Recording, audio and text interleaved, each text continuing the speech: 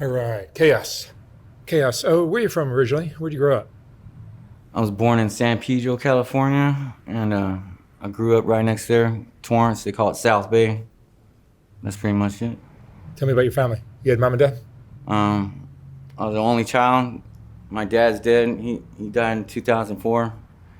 And my mom, she's like some ultra militant Christian, so I haven't talked to her in like probably like 15 years. How would you describe your childhood? Um, I think it was. I mean, to me, I think it was regular. You know, I was always in trouble when I was a kid, so I was always real hyper. So I was always military schools, and my mom was like pretty strict, so it was like I don't know. It seemed like there was always like some kind of conflict, And I'd be with my dad on the weekends, and I was like, you know, that was like a vacation for me. How far did you go in school? um, High school, and then I got locked up when I was 15, and pretty much stayed getting locked up till now. How old are you now? I'm 48. 48. You've been in and out of prison? In and out of prison. I pretty much went from go to like the most extreme pretty quick. Like in LA County Jail, they have this place called the gang module. It was the white gang module. It was in 3400 Charlie Road, and this is when it was pretty much a death sentence to be in LA County if you were white. And the whites there, I don't know if people know, but we represent about 8% of the prison population, but we're responsible for like 67% of the murders. And so the politics get real thick. But I started out there, and then some of my homeboys were, mostly they were riders, and that's when I started getting courted into the ride. So the gang life started early for you? Started early. I just pretty much went from kind of like a fuck up kid from Torrance to like strung out, worst of the worst California gang member, domestic terror, all this shit, and ended up doing most of my prison time in the SHU. Pelican Bay. I'm still active today, so like. SHU is the solitary confinement? Security housing in Pelican Bay. Been in Pelican Bay twice. Corcoran, Tehachapi, New Folsom 3, B3. And Where'd you get exposed to the whole gang scene? when I first went to county jail when I was young, and back then, if you were white, it was fucked in there. You like, it was like a third world country. It was like we couldn't have all the whites and like would walk around with socks, and it was bad. So the violence was there from the beginning. Like everything is fucking violence. You know what I'm saying? Like. Is it mostly racial? Oh, for sure. California, even though you see on TV, it's like looks like this like liberal utopia, but the racism is here in California, and it's real, Yeah, but it's all based on that. As a member of the white gang, do you have more problem with the Mexicans or with the blacks? Oh, blacks for sure, Mexicans too, though, but we would get problems with anybody, though. You know what I mean? We're known for being short, but like nobody really wants to fucking extended fucking conflict with us, for sure. Can you talk about some of the crazy things you've been through in prison? No names. No names. I can talk about some things, I guess. Like what? You got to give me something to go on from. Have you had to take care of people that need taken care of? Yeah. With my gang, you have to stab. Most really, what to make it look good, you have to stab somebody for each letter. So that's 3 stabbings right there.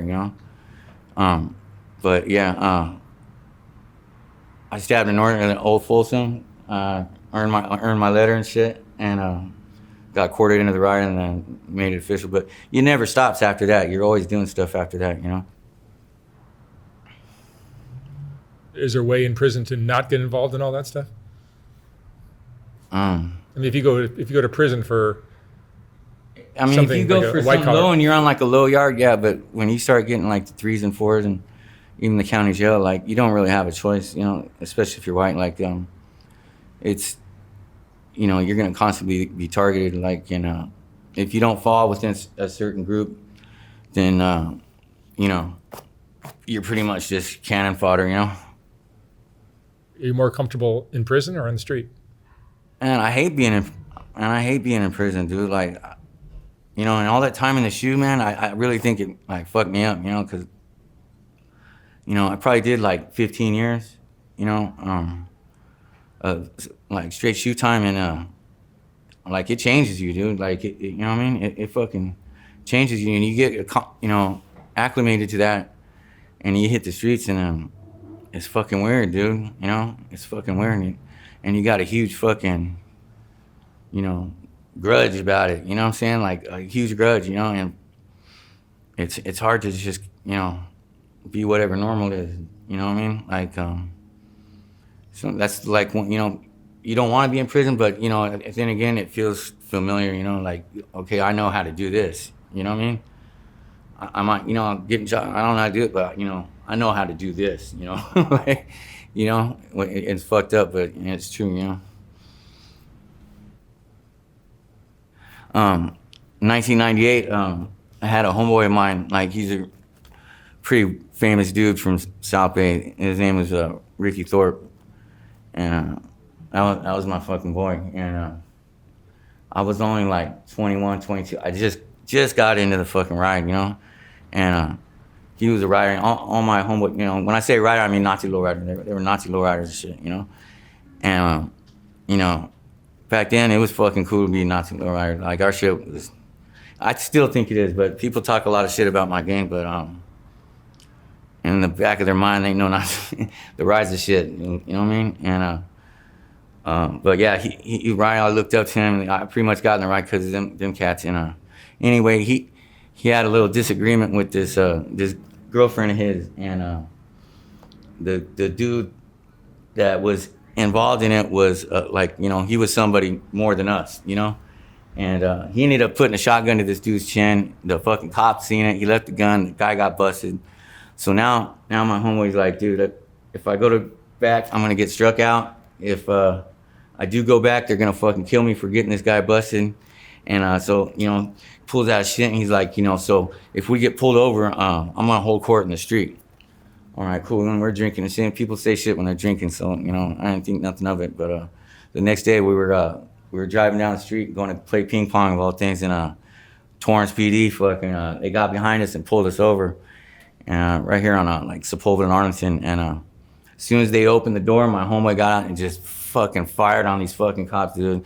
And he fucked them up because they kept trying to do these little cop holds and grabs and shit. And my homeboy just boom, boom, boom, boom, and but then he went for it. He had his shit on his back, and the cops have it on their side, so they're faster, and he tried to go for it, and as soon as I seen it, I was like in this little mini blaze in the back, and I hit the deck, and then like probably about 30 shots, and I look up, and my homeboy was on the ground. He had one in his forehead. He was doing, this whole thing. The cops ran, hid behind their car, and yeah, they fucking aired my homeboy out, dog. He did just what he said, he was gonna hold court in the street. But then after that, in the news and the newspapers, they said, 2 Nazi lowriders tried to attack the cops and one got killed. So at that point in my career, like, as far as like heat from the government was insane, So like I was always that, like I lived in Torrance my whole life. I couldn't go to that city at all, dude. If I couldn't pass Western, and and it also got me a lot of attention with, IGI, gang cops, and shit like that. So, yeah, it was just a constant, like, they're just trying to give you life, constantly trying to get me with something to remove me from the streets, Didn't matter if I was doing good. I had 30 tests in 18, these dudes. Once you're a target for the government, they'll never fucking let you go, dude. Never. And it don't matter if you're doing good or whatever. So, to me, I think I'm just gonna be me, dude. I'm a fucking criminal, fucking gang member. I'm an enemy of the system, and fucking and that's what I do good, and that's what I'm gonna do, So, I read a lot of Edward Bunker books, You know who Edward Bunker is? I do. He played Mr. Brown in Reservoir Dogs, but you only see him at the coffee shop scene, but he writes all these prison books where these dudes, he wrote his first book in San Quentin, and all his books are like dudes in prison, gets out, tries to do good, and then he's like, fuck it, I'm just gonna be who I am, and ends in a fucking shootout at the end, But Edward Bunker, that's my boy. Do you have any regrets in your life? I got twin daughters, man. One lives in Germany right now, and one's in the Air Force. But they think I'm a piece of shit, like fucking. I mean, I don't think they understand. Like, they call me, like they try to go through the motions and shit, but like I wasn't there. But I tell them that, like, dude, that's a good thing. You should thank me for that. Like, any kind of involvement, contact with me would have been a downgrade. Like, that would have hurt you, and like somehow, some way, like. And my mom raised them, and they got raised good, dude. And they speak like 3 languages and shit, and they're good girls. And because they're girls always want their dads. So they still think, like, they really think that, like, I wasn't around because I didn't like him or love him, or like something was wrong with him, They really think that, But I try to make them understand that me stepping back was like the right thing to do, As long as my mom had them, they're still in the family, So, I always tell them, like. What do you think your daughters or people in general don't understand about you? Yeah, I'm an intense motherfucker, dude. Like, I have a tendency to go way over the top about shit. Like, even like people, like, if I think you're my friend, like, I'm the dude that's like, oh, dude bumped into you at the store, I'm gonna go kill him, dude. Like, I'm like that person, and like, and I have a tendency to expect that in return, and that's not feasible. It's not realistic.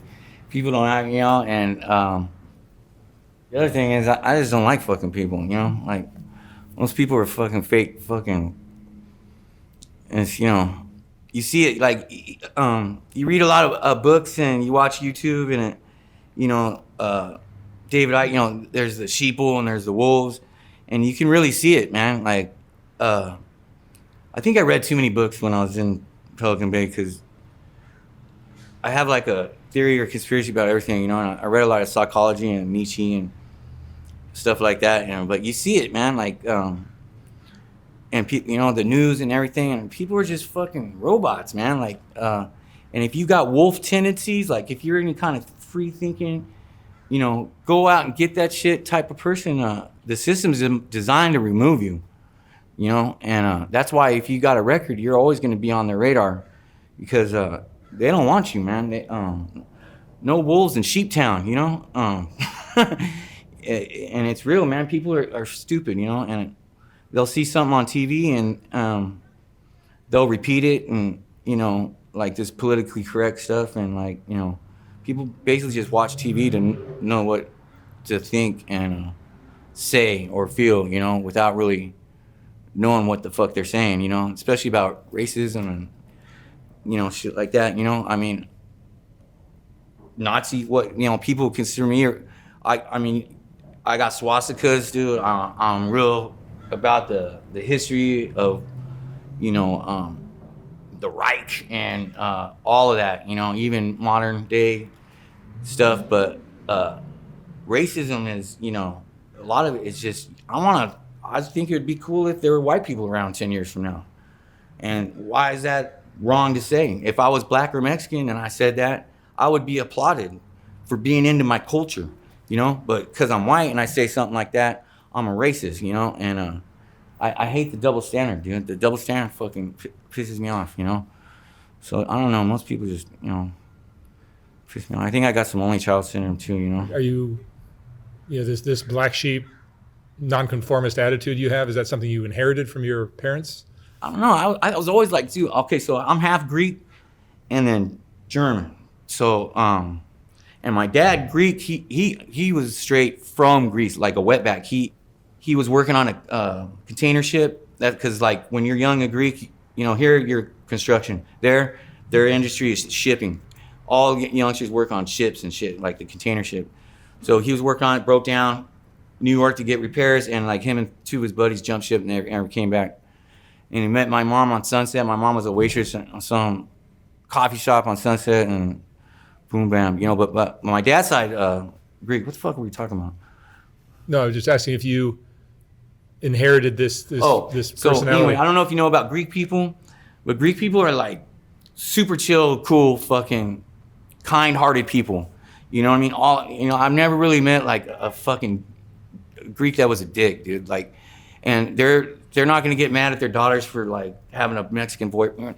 They're cool people, man. You know. And so my dad was always real chill, dude. You know, like, but my mom was just, oh my god, dude, like she's smart. She's got a degree from us, and she just thinks she's got something like to her Christianity fixes everything, dude. And everybody knows that Christianity is fake. None of that happened, dude. You know what I'm saying? Like, it's not possible. You know, it's I don't believe it. You know what I mean? Like, you can't just like bring that up to fix everything. You know, it's not realistic, dude. You know what I mean? Like, and she was just on me, dude. Like, you know, if I fucked up, like, she had a big old belt, and I was constantly getting whipped and fucked up, and like, you know, she's a female, and I won't, you know. So, you know, females like to play mind games. So I was raised like, and I don't know, man. It just built up like just a fucking resentment, like just anger in me, you know. Like, but I was always the kid that, you know, like I like Darth Vader, dude. But I don't like Luke. You know what I mean? Like, I always go for those guys. You know what I'm saying? You like the darker. Yeah, those are my, you know characters. what I mean? So I don't know, man. I don't know. But you're still active at this age. I'm still active. You know, there's a lot of stuff I can't talk about. Like, I don't want to get killed, dude. You know, my peers get killed all the time, dude. You know what I mean? I don't know if my daughter or anybody realized, but, you know, it's fucking dangerous out here. And, you know, when I go to jail or prison, it's usually because I never go for drugs. It's assaults and weapons, you know? And, like, it's ridiculous to be out here and, like, give somebody shit for carrying a gun, dude, because it's fucking dangerous out here, dude. You know, like, Los Angeles is fucking... It's Los Angeles, dude. People fucking, you know, they'll pull their shit out before they fucking talk to you, you know, and it happens all the time, you know. And especially the lifestyle I lead with, you know, these gangs and these politics here, you know, yeah, it's real, you know, it's real. But now, this is what I do now, so, like, I know you didn't ask me, but, you know, like, I right now I'm on the run. I got a power warrant for absconding, so I know I got to go to jail and do a violation, you know, right now. And I mostly make my money, you know, doing fraud, drugs, anything I get my hands on, you know, basically. But I like fraud because, you know, the exposure is pretty, like, low, you know. But Do you use drugs? yeah, I use drugs. Crystal? On the side, that's just on the side. But, you know, it started with heroin. I first did heroin and the white gang module, 3400 Charlie Row. You know, that was the first time I tried heroin. And I used to be a little tweaker kid, but when you do heroin, like, there's nothing like heroin. That's why they say once you're a heroin addict, you're a heroin addict for life. You know, and you know, what happened here is, so I was a heroin addict for years, you know, and but they started phasing out the heroin, and it was nothing but fentanyl. So, you know, there's gonna be times when you can't get your heroin and you're gonna be sick, but you know you can get well with fentanyl at one time, and then that one time turned in a couple of days or 3 days, and boom, now you're smoking fentanyl, and it's 100 times stronger than heroin. So you don't, and you know, but yeah, that's where I'm at now. You know, I smoke a lot of fent, and you know, crystal, and you know, every other thing pretty much, you know. You been in love before? Oh yeah, yeah, like a month and a half ago, my girlfriend died. She Sorry. yeah, her name was Jennifer. She wasn't like my main girl, but she was like the girl I had, and she was real cool, and she fucking loved me. I don't know why, and she was a real cool person, and but she had a black belt in Muay Thai, but so she wasn't no pushover. So we used to get in some pretty big fights, but she didn't do fentanyl or nothing like that. She smoked coke, and I guess there's been a wave of coke with fentanyl in it, and she smoked some and fucking died, dude. Happens a lot down here. Yeah, and it just happened in Long Beach. She lived in Long Beach, and they kept her dead. She was like laying on her living room floor for like about 6 hours, waiting for the coroner to come, because I guess there was some shooting. Somebody else got killed right then, and but that's like my last image of her is laying on that floor. You know, your stomach bloats up. I remember that. Like, her stomach was really bloated up, dude, and it happened quick. Weird shit, you know? Like, What's your biggest fear now? life sentence. That's my biggest fear. My biggest fear is, like, because I got a lot of ongoing beefs.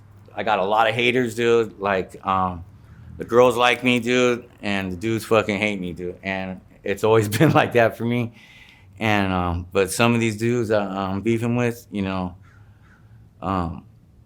they can have me killed, you know, pretty easily. So it's a constant chess game. You know, but that's, I don't know if you ever read 48 Laws of Powers, but like, you define yourself through your conflict and who your enemies are, you know? It says if you got little scrub ass enemies, get rid of them and get some better ones, you know? 'Cause, yeah. So, but yeah, there's always that. And then drugs, of course, you know, I could always die for that too, you know, but I'm usually pretty careful with that, but yeah. Kaos, what would you say is the most important lesson you've learned in your life?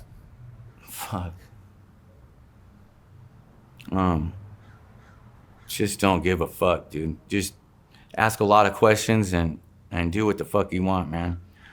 Because life is really short, and you're gonna be so fucking pissed when you die and you find out there's not some mad Jew up there granting people wishes, and you said no to a lot of cool things because of some fucking ridiculous belief, you know, or what others' opinion of what you should be or do, and you've lived your whole life, you know, being somebody else, you know. Sometimes I'm like, dude, fuck it, I gotta do a little time, dude. But the time in between, I've lived 100 lifetimes like a square person would live, you know? And so, yeah, so fuck it, I gotta do some time sometimes. But, you know, the time in between is actually kind of worth it, dude. Because it's a lot of girls, and it's a lot of drugs, and it's a lot of fucking cool cars and gangster shit going on, and like, you get addicted to the scene, really, you know? But then there's people, you look out here, Skid Row, these are the people that try to live that life, but couldn't hack it. And, but now they just, you know, burnt all their shit out because they were trying to be a drug addict thug, and nobody wants them anymore. And so they really ain't that person, so now they don't know what to do. They just stand in the corner and like, hey, you got a quarter, bro? You know, hey, this has been my name for the last 6 months. That's all, you know, it's all, you know, white person asking for a cigarette, you know? So, I don't know. That's how I think, you know, because, dude, when I had nothing, I had no family and shit. I get out with nothing, I would start boosting. You could boost cosmetics from the CVS's Rite Aid. You get these, you know, white strips and fusion blades, take them to the Pisa Border Brothers down, they cash you out, you know? Do it so much, and I have saved, and I got a little Acura Integra. Boom, I had my little whip. Once you got a car here in California, you're straight. You can make money. And then kept doing it, saved some more money, got all my you got a little apartment. I had my parolee apartment and then my real apartment. And but yeah, I was taking the bus to go boost. I was going to school during the day at Wildtech. I'd get on the bus, CVS, Albertsons, Walgreens, boost, boom, take it all, call the fence, cash me out, and yeah. If I didn't do that, I wouldn't eat or, you know, have clothes or nothing. And I had to, you know, so I don't know. Is that a crime? I don't know. You know what I'm saying? It was either that or fucking die. So I don't know.